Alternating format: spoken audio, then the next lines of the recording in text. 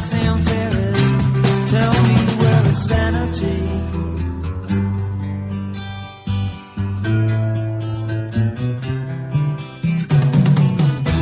Tax the rich, feed the poor, till there are no rich no more.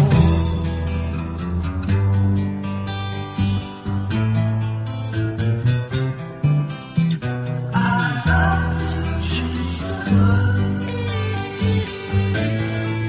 but I don't know what to do.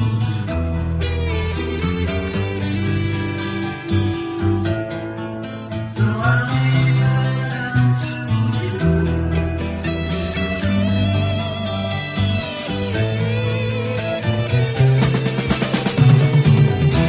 Population keeps on breeding, nation bleeding, still more bleeding economy.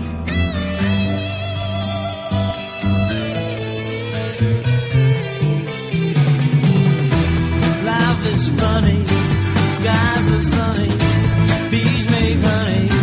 Who needs money? Monopoly.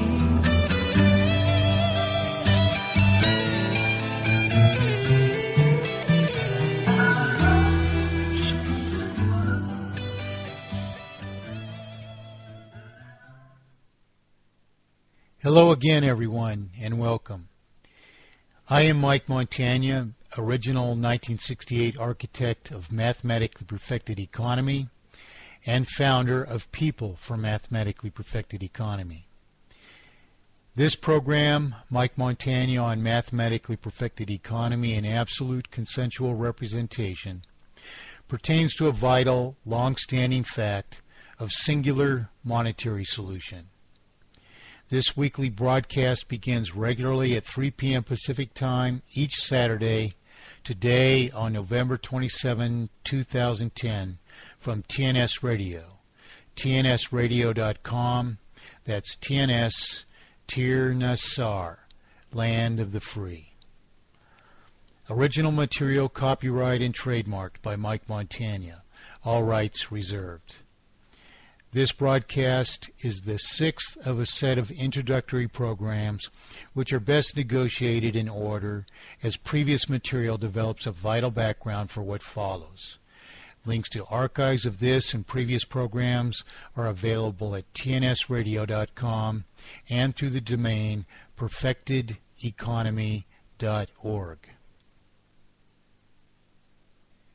In our preceding programs, we covered the serious issues that the purported banking systems which have been imposed upon the world are not truly issuers of credit,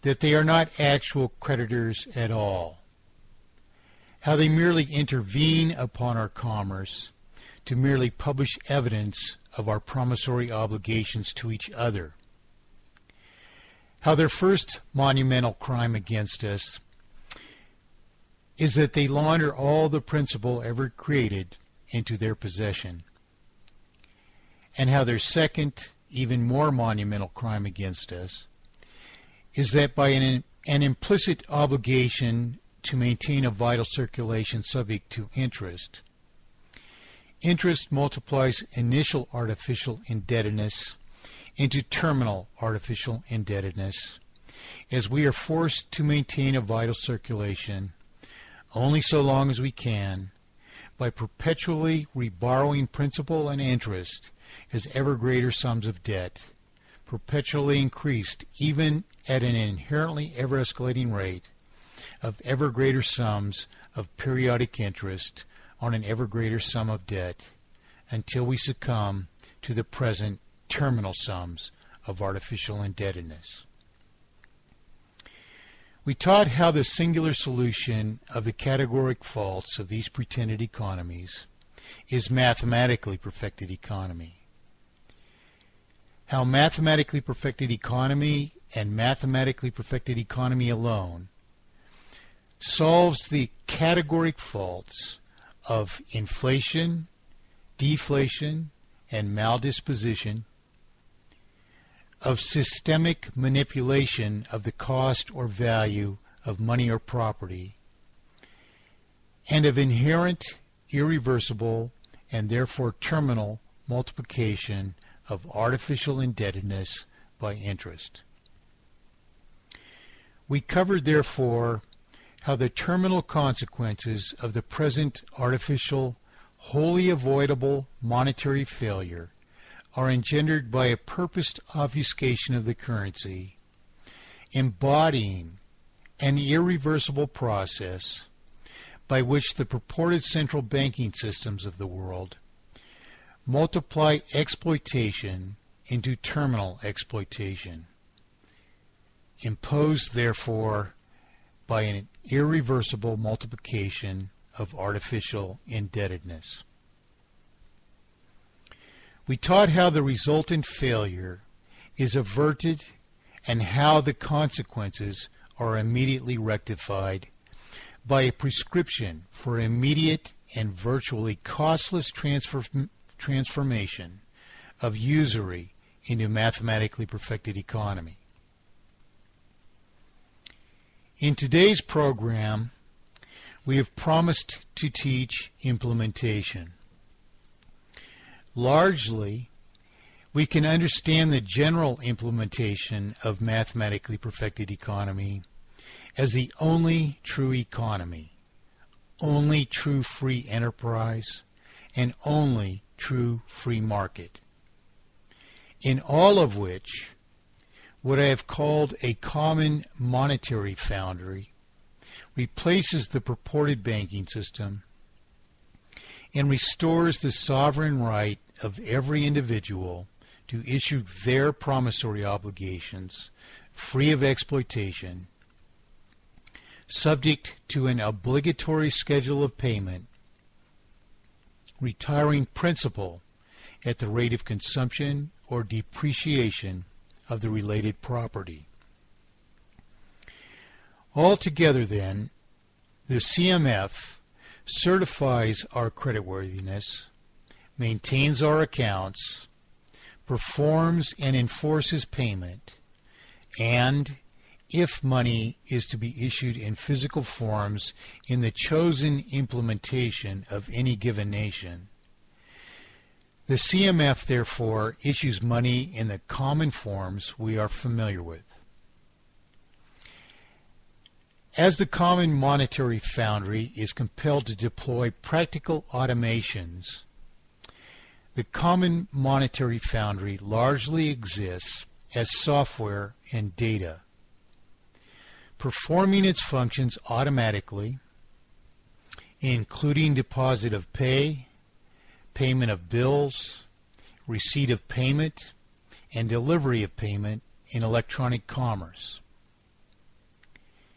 Instead of carrying money, we might only carry a card similar to a debit card.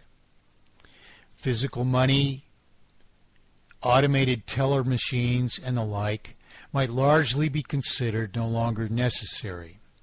But these are discretionary issues of implementation to be decided by the people under our worldwide mandate for mathematically perfected economy and absolute consensual representation.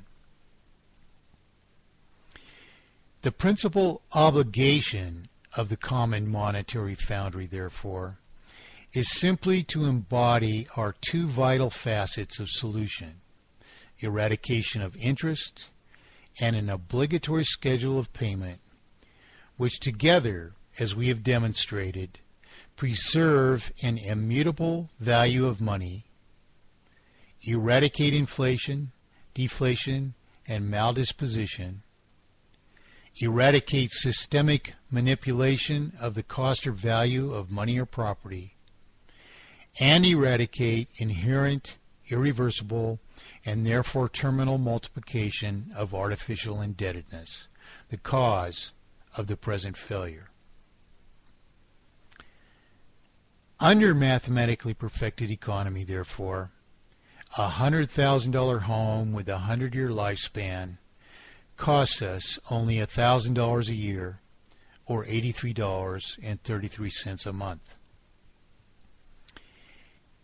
In rectifying the consequences of usury, Our transformation to mathematically perfected economy necessarily refinances all debt under mathematically perfected economy, counting all prior payments of interest instead toward principal.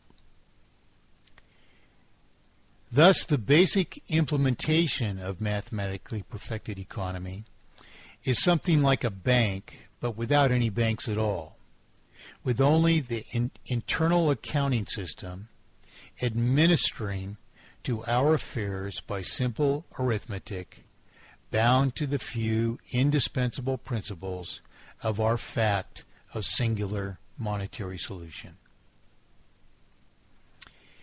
In all this, then, we are simply monetizing our production at virtually no cost. Mathematically perfected economy is practically the monetary equivalent of barter, except, of course, that it enjoys the further universal tokenization of a currency, mathematically perfected of all fault, and which allow us not actually to assume debt, but to pay for our consumption of production with no more than equal production as we consume of it.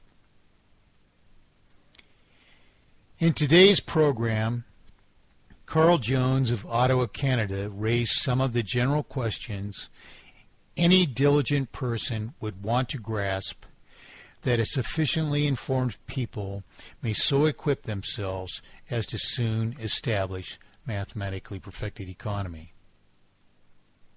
The following was our discussion.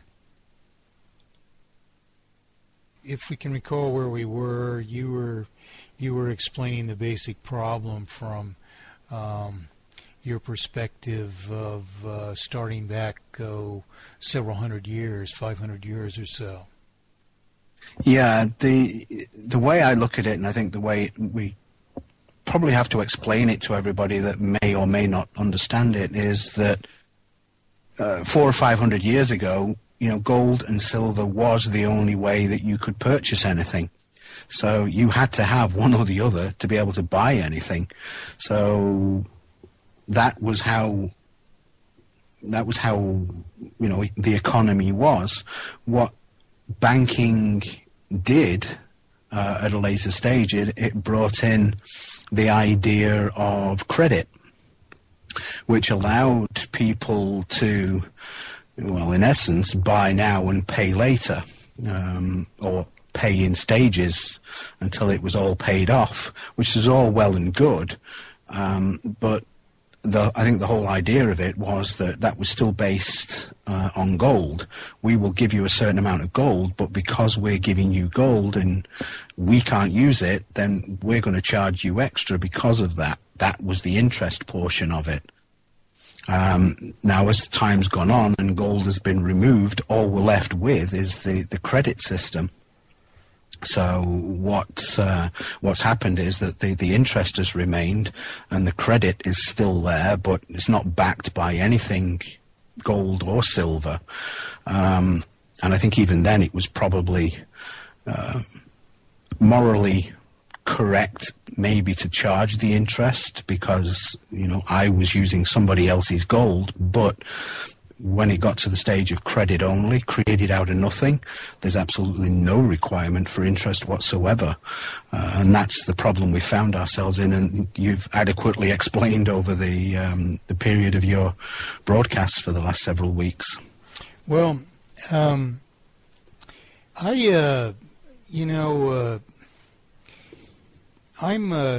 not really comfortable with this idea of, gold